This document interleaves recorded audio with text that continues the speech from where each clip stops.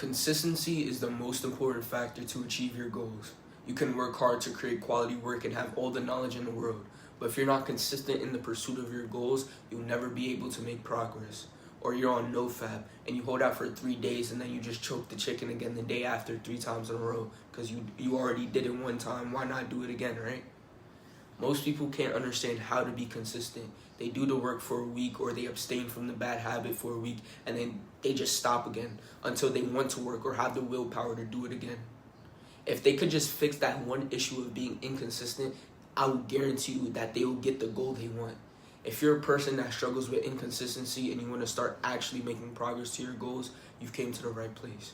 And without being said, let's get into it. Section 1, what consistency actually is and how to find your consistency benchmark. Consistency isn't immediately going to the gym 7 days a week because you decided you want to go to the gym and get in shape. That's not how it works. Reality is you're human and you don't have insane discipline yet. Going to the gym is hard, so when you have this belief and idea that how consistent you are is based on if you did it every day or not is wrong. Consistency is simply how much more days you're doing that task or abstaining from that bad habit or whatever you're doing relative to you. So what does this mean? For example, let's say you go to the gym 3 days a week, and let's say you want to go 6 days a week because rest days are important.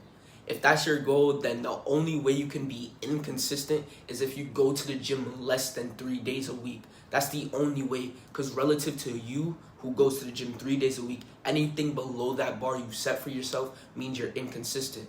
But if you start going to the gym 4 days a week, that means you're more consistent. Even though you're not doing 7 days a week or even your goal of 6, it doesn't mean you're not consistent. So instead of looking at consistency as kind of like a concept, a set thing, look at it as a skill, a thing you can develop. Nobody was born to be able to do mentally hard or physically hard things on a consistent basis. They develop the skills such as discipline, willpower, consistency, work capacity. They developed these skills over years of missed days, of days where they went and indulged in bad habits instead of doing the things they needed to do. Days where they were contemplating whether this was for them or not. People you look up to, David Goggins, Elon Musk, Alex Hormozi, whoever you look up to, I guarantee you that at the start of their journeys, they were inconsistent. They missed days, but they kept on going, building the skills of consistency over years and years of failure. So start to look at consistency as a skill, something you can build up, rather than a concept that's fixed. And if you don't fit that said definition of consistency, you have failed. Get that belief out of your mind right now. Start thinking of consistency as a skill now. Now that you understand what consistency actually is, it's time to find your current benchmark. I say current because through the months you're going to develop this skill and this benchmark will develop too. Your consistency benchmark is essentially how many days you do or abstain from the thing on average. So let's use the gym example again. If you go to the gym on average 3 times a week, that would be your consistency benchmark. Now there's 2 types of consistency benchmarks: willpower consistency benchmarks and discipline consistency benchmarks. So to determine the difference between these, we need to understand what willpower and discipline is. Discipline is doing things that you don't want to do for the sake of your goals, and willpower is not doing the things you want to do for the sake of your goals. So think of things like deep work, going to the gym, studying, reading as things that require discipline, and think of things like social media, porn, junk food as things that require willpower. So willpower is used to do bad habits less, and discipline is used to do good habits more. So think of the thing you want to be consistent in. Look at your goals. Does the goal require willpower or discipline? Do you want to do something less or more? After you find out whether it's a willpower consistency benchmark or discipline consistency benchmark, understand that if it's willpower, if it's a willpower consistency benchmark, this number, your benchmark number, needs to go down. And if it's a discipline consistency benchmark, it needs to go up. Also, the way you track your progress in terms of time are different for each. For willpower benchmarks, check them on a monthly basis. For discipline benchmarks, check them on a weekly basis. So after you have all of this, it's time to find your benchmark. And you find your consistency benchmark by simply living your life. And just record every time you did the bad habit if it's willpower, or record every time you did the good habit if it's discipline. Don't think, I have to, do this, or we have to abstain from this. Simply live your life how you normally have been doing. The only difference is you record how much times you did the good or bad habit. Now, literally, all you have to do is you just do this for 1 week and that's it. If it's discipline, that's how you're going to track your progress anyways. So every time you did the good thing, record it down, and by the end of the week, you should have your benchmark. Now, it doesn't matter like how much times you did it. If you did it a lot, you wouldn't be watching this video. So don't feel like just because it's like a low number, like you only worked out two times a week, that you're a loser or something like that. Don't think that. Actually, the lower it is, the more, like potential you have to, actually increase it. So it's actually a good thing that it's pretty low, because you'll be, making more progress. Now, if it's a willpower type of thing, I said you have to record it on a monthly basis, right? But that doesn't mean in order to find your benchmark, you have to do it for a month. Simply live your life for a week. Do the bad habits. I'm literally telling you to do them. How, like, you'll normally do them. Don't use the willpower yet. If you want to watch porn, do it. If you want to eat the junk food, do it. If you want to doom scroll, do it. Don't try and stop yourself. Like, of course, we're going to stop it. But at the moment, just do it normal. Just do it how you'll normally do it. And by the end of the week, you should have a number of times you did it. Now, in order to find your monthly number, simply just multiply it by 4. So let's say you can't be consistent on, not masturbating. So you do this and you try to find your benchmark. And you live your week normally Monday through Sunday, not doing anything different, but recording when you, masturbate, which is kind of weird, but trust me, it's going to help you. And let's say you choke the chicken 10 times a week. Simply multiply that 10 by 4 and you have your monthly average, and it's that simple. Just want to add that I have free one-on-one coaching calls where I just help young guys lost in their journey of self-improvement gain clarity and knowledge on how to actually start progressing in their goals without the uncertainty on whether they will achieve their goal or overcome their roadblocks. So again, it's free. You can just book the one-on-one call and we can just talk about whatever you feel like is stopping you from making progress and finally in that mode of accelerating to your goals. So if you're interested, links in the description below.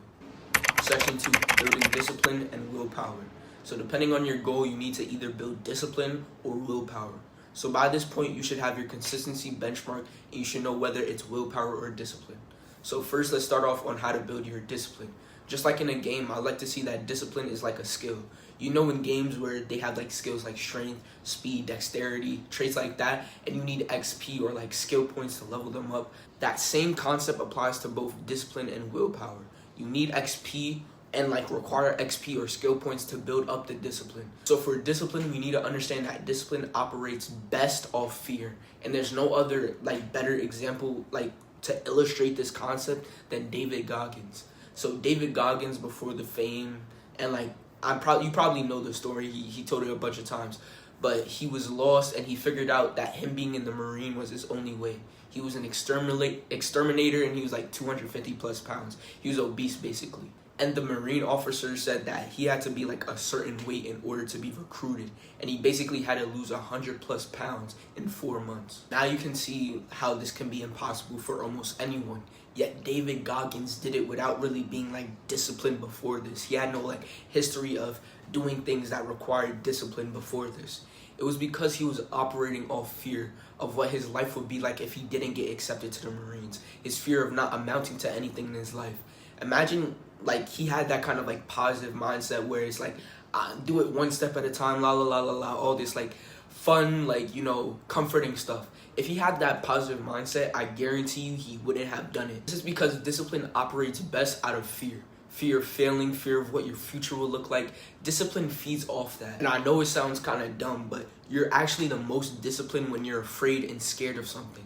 Now, the one step at a time mindset and the positive mindset to, help you kind of get motivated to start, I don't mind it. But that mindset, trust me, I had that mindset for a long time.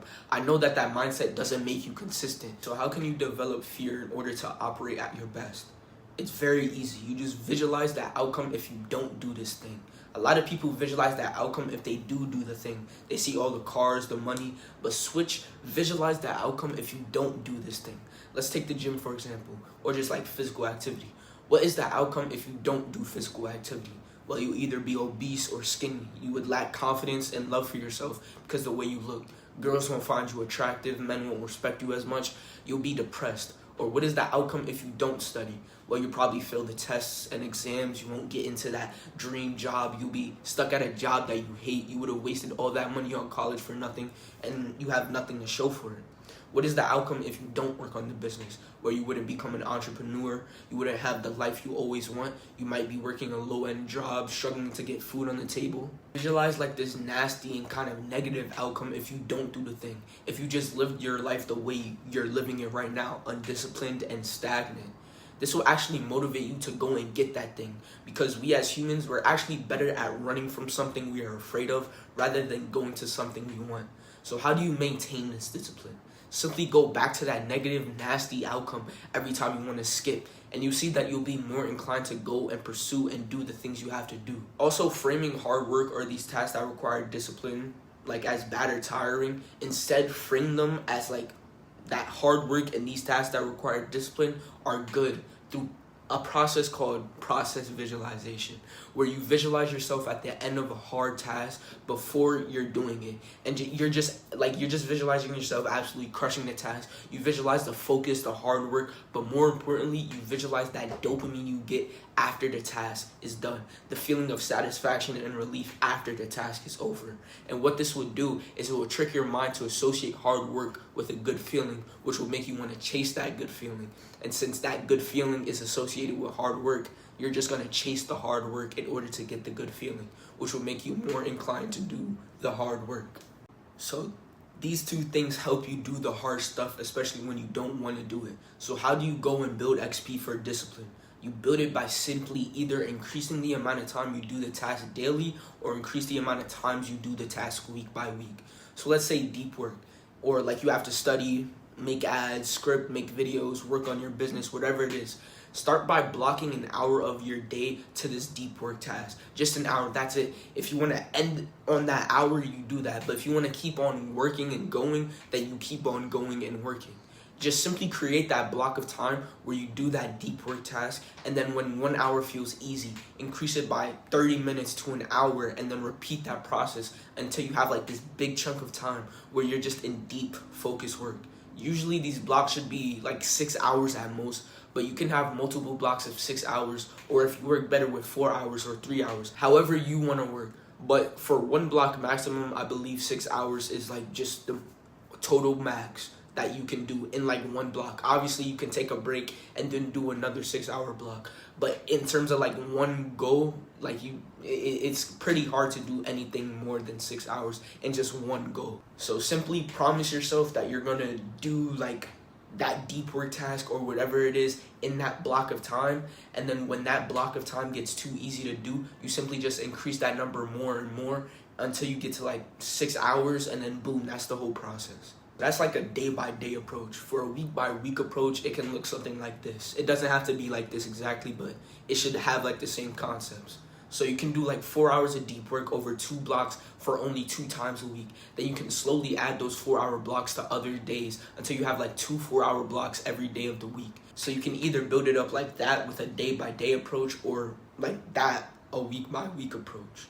So you can either create a promise that you do X amount of hours of this thing. Let's say you block the time for 6 a.m. to 7 a.m. You'll study or deep work at like that block of time, and you'll always do that hour of deep work until it's too easy, and then you promise yourself to do 2 hours of that deep work.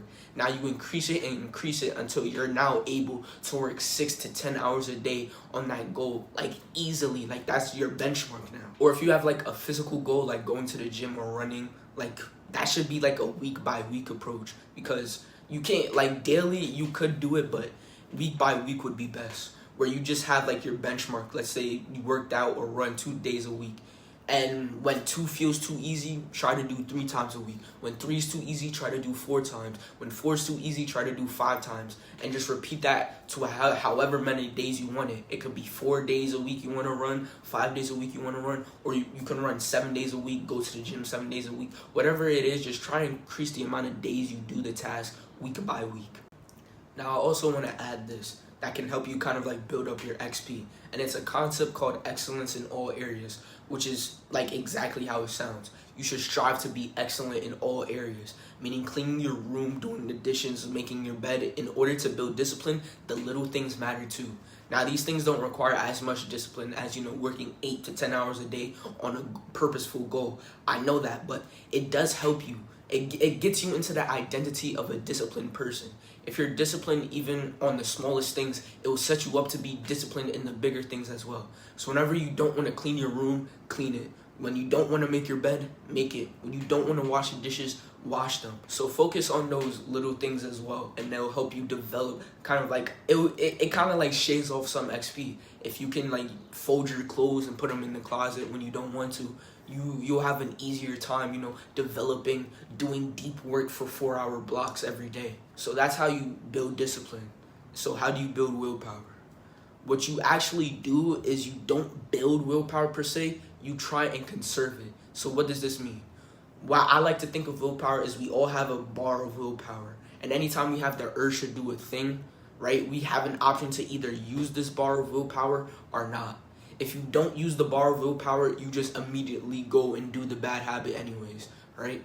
But if you do decide to use the willpower, a little dip in that willpower bar will like occur. So if you ever saw cookies on the table when you wanted a bite, but you're on like a diet, so you use some of your willpower.